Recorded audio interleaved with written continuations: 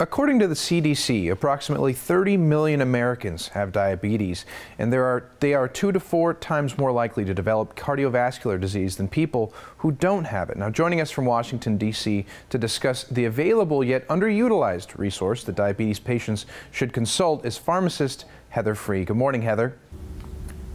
Hi, Alex. Thank you for having me. Nice to have you on. It's an important thing that we're spotlighting today. So let's start basic for people who may not know. What's the difference between type 1 and type 2 diabetes?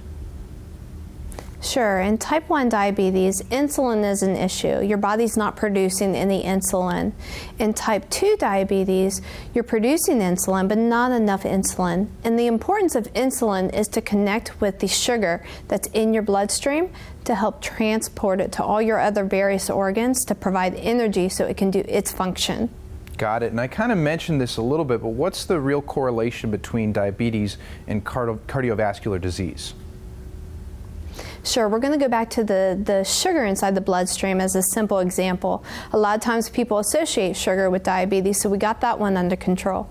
But what happens when that sugar builds up inside the bloodstream, it can cause a whole array of other factors to contribute to cardiovascular disease, such as high blood pressure.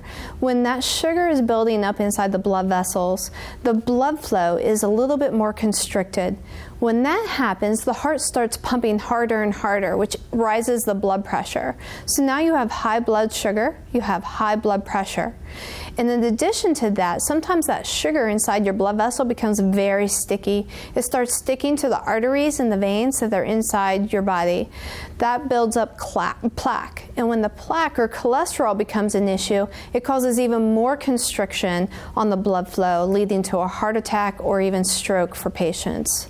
Well, I'm sure that sounds terrifying for many people. So if left undiagnosed, what's the real impact that it's going to have on somebody's life? If it's undiagnosed, you can lead to death. But even more cumbersome is it shaves off times of your life. So a diagnosed patient that is a diabetic, by the age of 60, they've shaved off 6 years of their life.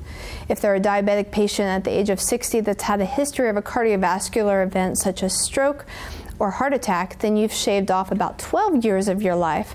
So it decreases your life expectancy completely. Wow. And so you're here to tell us that patients should really be consulting with their pharmacist. Why is that? Pharmacists can play an intricate role in your health care to help manage your diabetes. We are medication experts that know a lot about the right medication for the right reason. We can educate you about side effects, how to manage those side effects, even as simple as using your blood glucose meter. The meter is important in helping to control your sugar and understand your sugar. What is affecting it? Is it more med management that we need, or is it diet and exercise that can play an important role? Well, and I'm sure there's a lot of questions on, in many people's minds. What should I be asking the pharmacist? Where can I go for resources? So if people have questions, is there somewhere online they can go to get those answered? They can go to pharmacist.com to learn more about diabetes and ask more questions about diabetes. Okay, pharmacist Heather Free, thank you so much for joining us. Thank you. Have a good day. You too. Stay right where you are. We'll be right back.